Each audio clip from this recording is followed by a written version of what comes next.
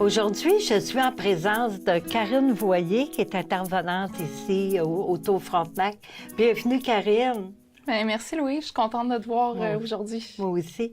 Là, aujourd'hui, on va parler d'un sujet un petit peu difficile, qui est la prévention du suicide.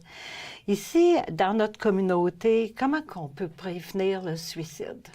Bien, en fait, c'est d'arrêter d'être individualiste, mais d'avoir une pensée plus communautaire, si on veut. En fait, c'est de s'attarder un peu à nos voisins. Ça peut être simplement comme dire bonjour, est-ce que ça va? Puis de voir aussi, remarquer si nos voisins ou nos proches ou les gens autour de nous, dans notre environnement, ont changé, ce qui semble plus triste. Si vous avez l'impression que la personne ne va pas bien, c'est vraiment sans d'aller valider directement avec la personne, mais des fois de venir voir l'intervenante des tours puis de lui expliquer, écoute, je suis un peu inquiète pour telle personne, est-ce que ça serait possible de voir à son état? Nous, ça va rester confidentiel. Jamais on va dire Pierre Jean-Jacques qui est venu nous voir pour nous dire que tu vas pas bien. Ça va rester confidentiel, mais c'est important de mentionner aux intervenantes quand vous remarquez un changement chez une personne.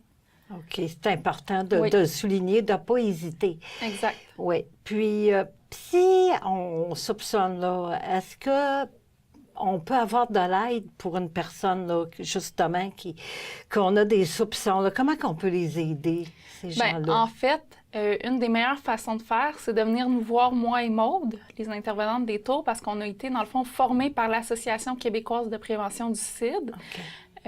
Donc, ça, c'est déjà une bonne chose de venir nous voir. Parce qu'on peut aussi évaluer la personne au niveau de ses risques de dangerosité puis avoir une idée plus globale. Sinon, il y a Suicide Action Montréal qui est là 24 heures sur 24, 7 jours sur 7, qui est gratuit et confidentiel, que vous pouvez appeler en tout temps là, à ce niveau-là si vous soupçonnez que quelqu'un pourrait être à risque de suicide.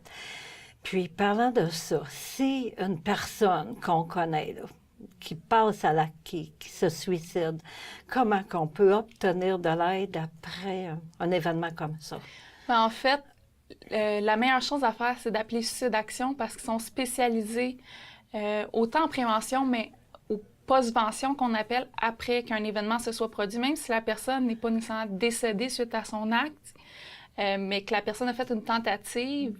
Vous pouvez appeler là en tout temps. C'est là autant pour les personnes à risque suicidaire que les proches des personnes. Autant un intervenant aussi peut appeler suite à ça. C'est ouvert au grand public, là, à tout le monde. Oui. Puis aussi, est-ce qu'il y aurait plus de choses qu'on peut faire pour prévenir le suicide en tant qu'individu, là? Bien, c'est un peu comme je vous ai dit, le pire ennemi, en fait, du suicide, c'est le silence. Donc, c'est important si on est inquiet, d'aller voir, que ce soit une intervenante, que ce soit les agents de sécurité, que ce soit d'appeler à Suicide Action. Faut parler. Faut même dire à la personne, écoute, j'ai l'impression que ça va pas très bien. Si tu veux, il y a des gens ici qui sont là pour t'aider si tu as besoin de te confier puis que ça reste confidentiel. C'est de référer la personne aux bonnes ressources comme nos intervenantes ou à Suicide Action. C'est de le faire discrètement aussi. C'est pas quelque chose que les gens ont envie de crier sur les toits. Donc, la meilleure chose, c'est vraiment de faire de la référence. La référence. Puis, de ne pas hésiter, parce que des fois, on peut se dire, ben là, je m'en mêlerai pas. Bien, c'est ça. Le silence, c'est le pire ennemi pour ça. Oui. Puis aussi, comment qu'on peut atteindre un sentiment de bien-être? Comme quelqu'un, exemple, qui souffre de dépression, parce qu'on ne sait jamais là, ce qui peut arriver. Comment qu'on peut atteindre? Ou une autre personne qui a vécu le suicide d'un de ses proches, comment qu'on peut atteindre une plénitude dans des cas comme ça? C'est sûr que chaque blessure demande un certain temps. Personne n'a une baguette magique pour guérir, mais le bien-être, c'est important. C'est de penser à soi. De pas toujours penser aux autres, mais de penser à soi. Ça peut être... Moi, je dis qu'il y a 2 catégories, entre guillemets.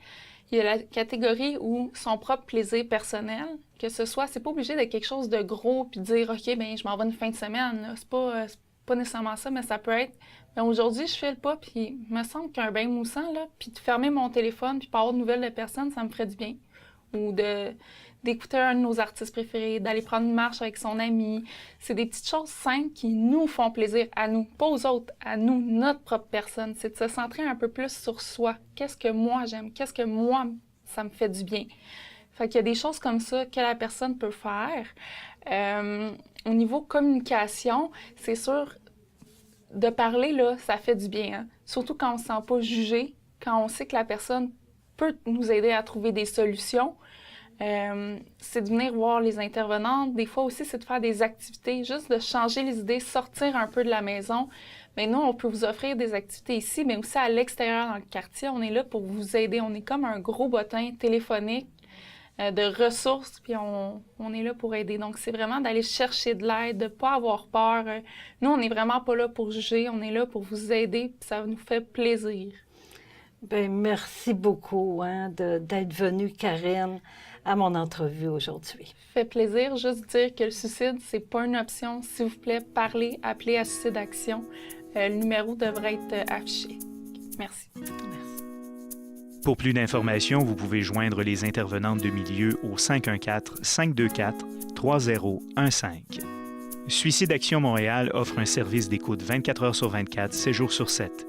Vous pouvez les joindre au 514-723-4000 ou à l'adresse suicideactionmontréal.org.